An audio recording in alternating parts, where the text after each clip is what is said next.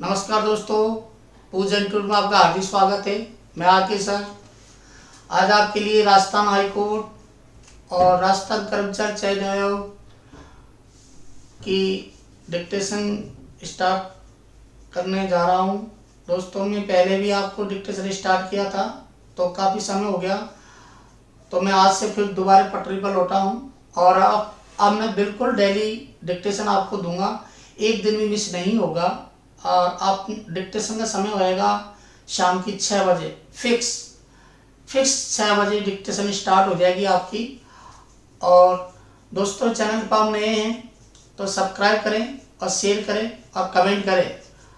और दोस्तों, अब हमारी डिक्टेशन स्टार्ट होती है। मात्रा 800 वर्ड है, 10 मिनट में 80 की स्पीड से बोली जाएगी। कितनी स्पीड से बोलेंगे? 80 स्पीड से। रेडी हो? 1 2 3 स्टार्ट। अध्यक्ष महोदय दीवानी और फौजदारी के मुकदमों का फैसला करने के लिए सबसे बड़ी अदालत को प्रिवी काउंसिल कहते हैं। नए विधानों के पेचीदगी को तय करने के लिए अभी हाल में एक कोर्ट कायम किया गया था जिसे फेडरल कोर्ट कहते हैं। प्रिवी काउंसिल के मुकदमे इंग्लैंड में होते थे। भारत में सबसे बड़ी अदालत सुप्रीम कोर्ट की है। जैसे कलेक्टर आदि जब फौजदारी के मुकदमे करते हैं तो मजिस्ट्रेट कहलाते हैं। उसी तरह जब डिस्ट्रिक्ट जज फौजदारी के मुकदमे करते हैं तो सेशन जज कहलाते हैं। माल के मुकदमे की सबसे बड़ी अदालत बोर्ड ऑफ रेवेन्यू है और उसके अधीन डिविजनल कमिश्नर, सेटलमेंट ऑफिसर, तहसीलदार आदि माल के मुकदमे करते हैं। अवध प्रांत की सबसे बड़ी अदालत को जुडिशियल कमिश्नर कोर्ट कहते हैं। इन न्यायाधीशों को पद के अनुसार कड़ी जुडिशियल या असिस्टेंट जुडिशियल कमिश्नर, कहीं कहीं चीफ जस्टिस या केवल माननीय जज कहते हैं। आतंकवाद पर संयुक्त राष्ट्र की ताज़ा रिपोर्ट भारत की सुरक्षा के लिहाज से चिंताजनक है। इसमें कहा गया है कि केरल और कर्नाटक में Islamic state of Iraq and Syria के कई आतंकी मौजूद हो सकते हैं। इसके अलावा अफगानिस्तान में पड़ोसी पाकिस्तान के 6 से 6,500 आतंकी सक्रिय है।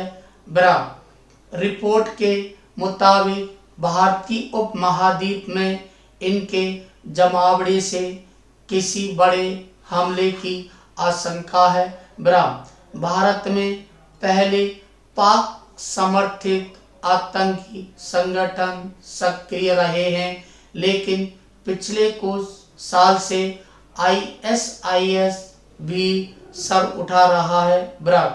पिछले साल राष्ट्रीय जांच एजेंसी ने ISIS प्रेरित आतंकी मॉड्यूल का पर्दाफाश कर 10 जनों को गिरफ्तार किया है। आज दुनिया एक मुश्किल दौर से गुजर रही है। इससे उबरने के लिए देश विदेश की सारी संस्थाएं कई मोर्चों पर परस्पर सहयोग कर रही है।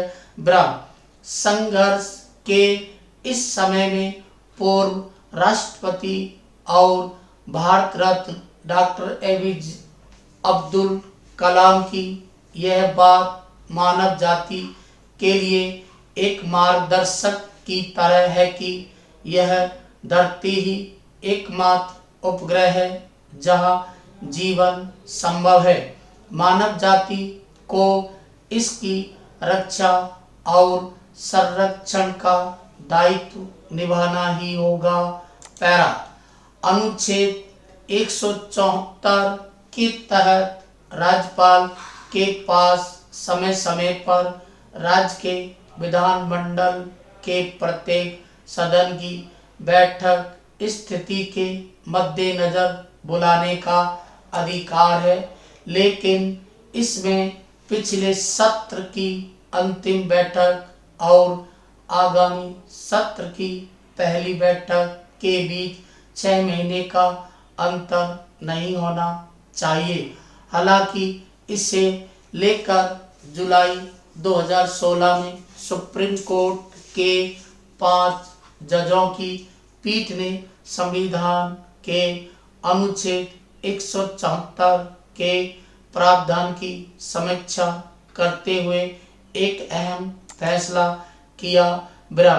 इसके तहत राज्यपाल सदन की कार्यवाही को रोक सकते हैं, सलाह दे सकते हैं और सदन को भंग कर सकते हैं, लेकिन ऐसा केवल मुख्यमंत्री और मंत्रिपरिषद की सहायता और सलाह पर ही किया जा सकता है।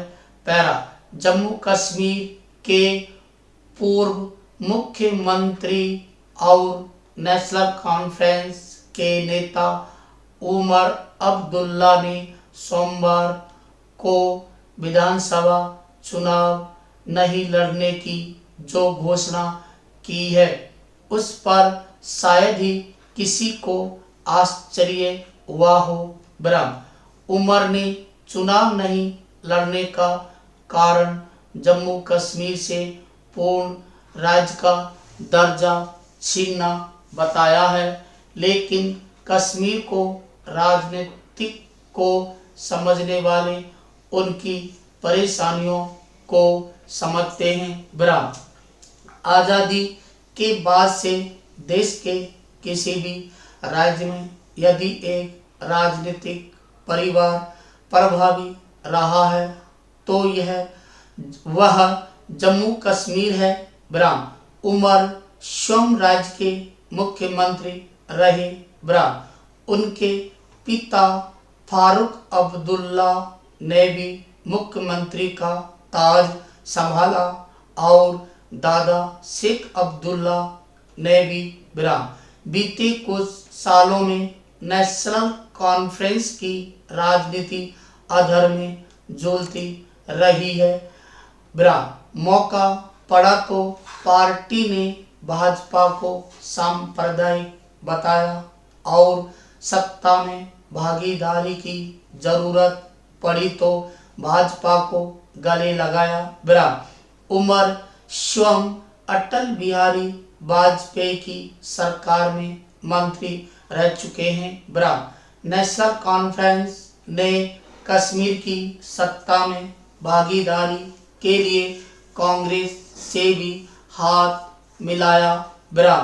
कहा जा सकता है कि कश्मीर की राजनीति में नेशनल कॉन्फ्रेंस की मुख्य भूमिका रही है, लेकिन जम्मू कश्मीर से पूर्ण राज्य का दर्जा छीनने और धारा 370 हटने के बाद से वहां की राजनीति नए बदलाव का इशारा कर रही है।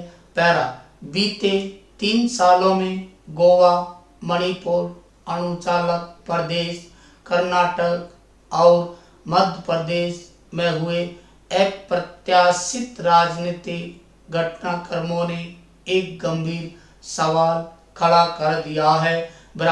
सवाल ये कि हमारे राजनेता आखिर देश को किधर ले जाना चाहते हैं।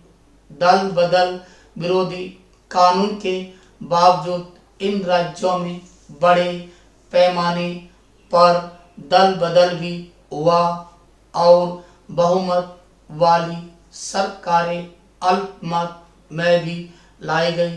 बड़ा आश्चर्य इस बात का नहीं कि ये सब कैसे और क्यों हुआ, आश्चर्य इस बात का है कि इन राज्यों में विधायक जब अपनी निष्ठाएं बदल रहते थे तब दल बदल विरोधी कानून बनाने वाली संसद भी मौन थी और चुनाव आयोग भी खामोश नजर आ रहा था। बड़ा कांग्रेस की पिछली सरकार के समय भी बसपा विधायकों के विलय का मामला राजस्थान हाई कोर्ट पहुंचा था। बड़ा करीब 10.5 पहले हाई कोर्ट की एकल पीठ ने विधायकों की सदस्यता में मामले को कोर्ट के क्षेत्राधिकार से बाहर बता 8 दिसंबर 2009 को सुनवाई से इनकार दिया। बड़ा मामला 2 न्यायाधीशों के बीच में पहुंचा, लेकिन वहां भी यह आदेश बरकरार रहा। पूर्ण दोस्तों कैसे हो आपका। अब इसकी आप हिंदी ट्रांसलेशन करेंगे मात्र 50 मिनट में।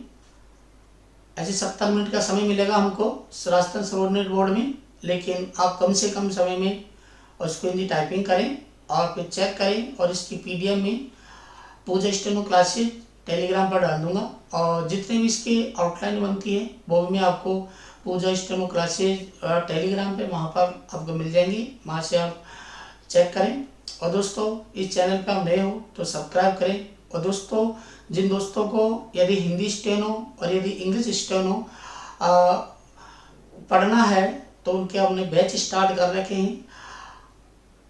अभी पूजा इंस्टीट्यूट पर बरकत नगर में है और ऑनलाइन ऐप से पढ़ा रहे हैं। दोस्तों आप प्ले स्टोर से डाउनलोड करें पूजा स्टेनो क्लास से, पूजा इंस्टीट्यूट करेंगे आप प्ले स्टोर से, आप पूजा इंस्टीट्यूट डाउनलोड करें, वहाँ से आप बिल्कुल मात्र बहुत कम से कम फीस में हम पढ़ा रहे हैं आपको ऑनलाइन। बिल्कुल क्लास जैसा माहौल है, सरल बिल्कुल, जो भी आप कमेंट करेंगे जो भी पूछेंगे सब बताया जाएगा। और दोस्तों और हमने क्या है बैच स्टार्ट किया पूरा है, अभी आज मंडे से स्टार्ट कर रहे हैं आज। वहाँ से आप संपर्क करिए, हमारे व्हाट्सएप नंबर है 7790987772। और दोस्तों इसी वीडियो के लिंक मैंने डाल रखा है, वहाँ से आप चेक कर सकते हैं। नमस्कार, थैंक यू।